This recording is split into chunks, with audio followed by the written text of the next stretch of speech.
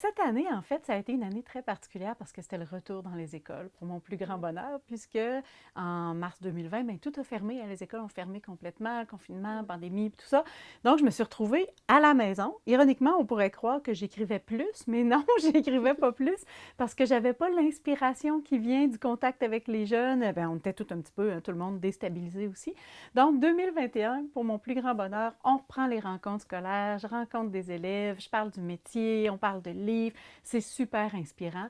Ça a été, il y a plein de livres qui sont parus en même temps parce qu'il y a eu aussi des livres dont la parution a été décalée, qui devaient paraître en 2020, puis justement, avec tout ce qui s'est passé, ça a été retardé. Fait que ça donne l'impression d'une année très intense, très foisonnante. Mais c'est étrangement, l'année précédente, je n'avais pas écrit tant que ça. Donc, c'est plein de projets là, qui ont débarqué en même temps. Entre autres, une nouvelle série pour les tout petits lecteurs qui s'appelle Tom et Lali. Quand je vais dans les classes de première année, les profs me disaient on aimerait ça avoir des personnages récurrents qui reviennent d'un livre à l'autre, mais vraiment premier lecteur, là, très très peu de mots, hein, c'est une phrase par page. Donc je me suis amusée à faire ça. J'ai fait aussi les petits mystères à l'école sur invitation. On est une quinzaine d'auteurs qui ont été invités à écrire sur le thème mystère à l'école. C'est super, c'est vraiment le fun. Partir d'un thème imposé comme ça.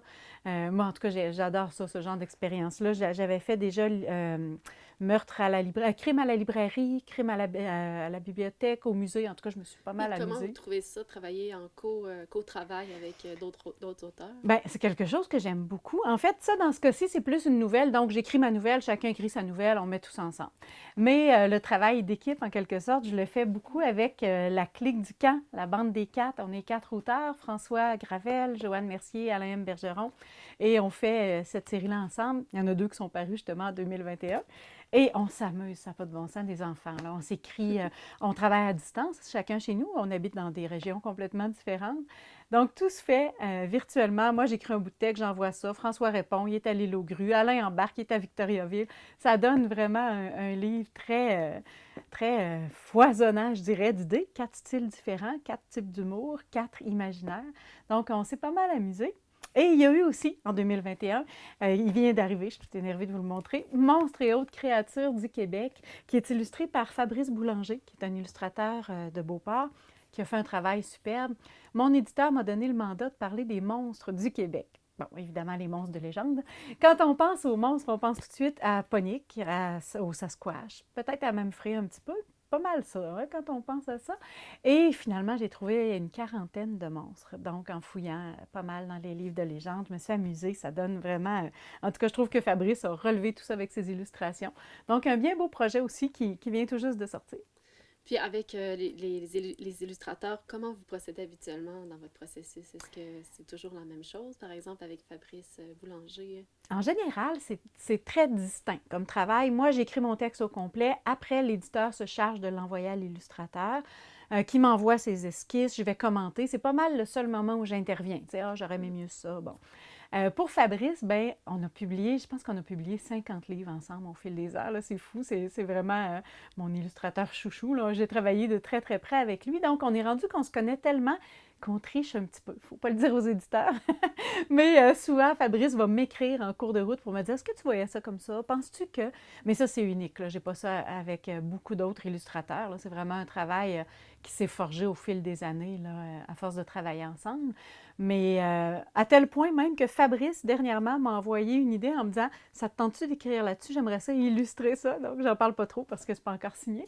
Mais une autre série qui va venir avec Fabrice Boulanger. Donc, c'est vraiment un travail de complicité, là, complètement à égalité. On crée ensemble ces univers-là. Quand j'écris, je pense à ce que Fabrice va illustrer.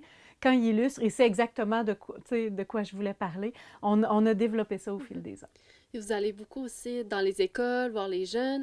Puis, pouvez-vous nous parler un peu plus de votre rôle, comme votre rôle social que vous aimez Oui. incarner, en fait? C'est dans ça. Euh, Quand je vais dans les écoles, c'est sûr que je suis invitée parce qu'ils ont lu un de mes livres, parce qu'ils s'intéressent au travail d'auteur, mais c'est toujours beaucoup plus large que ça. Le mandat que je me donne quand je vais dans les écoles, c'est de leur donner le goût de lire. Hmm. Quand je sors de là, je veux qu'ils aient envie de lire, je veux qu'ils aient envie d'écrire. Souvent, il y a des profs qui me disent ah, mes élèves traînent un carnet depuis que tu leur as raconté ça, parce que je traîne toujours un petit carnet, je prends des idées, puis là, je leur dis en classe fais ça, ça va être utile pour ta prochaine production écrite, tu retourneras lire. Tu sais. Donc, ça, si je peux inspirer ça, autant l'écriture que la lecture, c'est super. super, puis je me gêne pas pour parler d'autres auteurs, de d'autres livres. Je vois vraiment mon rôle un peu comme une courroie de transmission, une petite étincelle ou quelque chose comme ça, tu sais. Aller chercher, oui, les jeunes qui aiment déjà lire, mais montrer aux jeunes qui n'aiment pas lire ou qui ne savent pas encore, qui aiment lire peut-être, que ça peut être agréable, la littérature, que c'est pas super intellectuel, inaccessible. Je veux leur montrer que c'est quelque chose qui peut être proche d'eux, de façon très, très concrète aussi. Même chose pour le métier. Moi, quand j'étais petite, jamais un auteur est venu à l'école, là, ça ne se faisait pas à l'époque, pour m'expliquer que c'est un vrai métier, que c'est un travail, je leur explique de façon très précise comment tu soumets un livre à un éditeur, comment ça fonctionne. Au secondaire, ils aiment ça, ces aspects techniques-là. Tu sais, souvent, ils réfléchissent au métier. Est-ce que vous leur parlez aussi de la créativité que ça demande, en fait? Oui, Oui. ben oui, c'est ça. Je leur dis, évidemment, c'est la première qualité, l'imaginaire. Hein. Si je raconte 100 fois la même histoire dans mes 100 livres, ça n'aura pas beaucoup d'intérêt. Donc, l'imagination, mais aussi, presque à égalité, je dirais, la persévérance. J'en ai des amis qui écrivent bien, qui ont envoyé des manuscrits, ça ne fonctionne pas, ils n'arrivent pas à trouver le bon éditeur. Moi, j'ai eu beaucoup de chance. J'ai commencé à publier tôt, j'avais 24 ans. Aujourd'hui, j'en ai 50, donc ça fait déjà 26 ans que je fais ce métier-là. C'est sûr que là, point de vue édition, ça va bien, j'ai mes éditeurs puis tout ça. Mais j'aime ça leur montrer, tu sais, tous ces aspects-là, là, très, très concrets du métier. C'est des métiers possibles. Je leur parle du graphiste avec qui je travaille, je leur parle de l'illustrateur, du directeur littéraire. Je leur dis, là, tu vois, le livre, il y a mon nom dessus, là. On est plus de 10 C'est personnes à vraiment un avoir travail travaillé. d'équipe, en effet. Mais vous, Effectivement. quand même, cette année, est-ce que vous avez reçu quelques prix pour votre travail? Non, j'ai eu des nominations, mais j'ai pas eu de prix. On a eu des nominations pour Ça leur apprendra à sortir la nuit, un livre que j'ai coécrit avec François Gravel, qui a été nominé au Salon du livre de Québec, prix international du Salon du livre de Québec. Mais écoute, déjà, c'est génial. Je veux dire, ils choisissent 3 livres sur le lot qui ont été soumis. Donc, on a eu ça. On a eu une nomination pour La Clique du Camp. On a eu quelques nominations, mais... ah oui, j'ai un livre aussi qui est en nomination au prix Acmatac. C'est dans les provinces maritimes.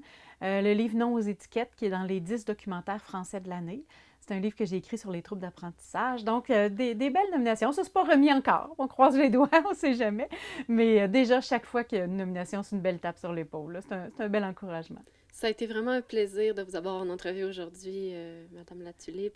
Donc, on se revoit peut-être bientôt pour parler d'autres livres. Certainement. Merci beaucoup. Merci.